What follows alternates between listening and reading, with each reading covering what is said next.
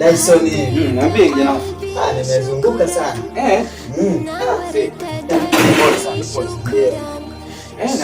Ndio hivyo niliulizia nikaambiwa dalali Dyson ni dalali mzuri sana. Kwa nitapata vyumba vizuri kwa maana nimekuja mpaka kwako.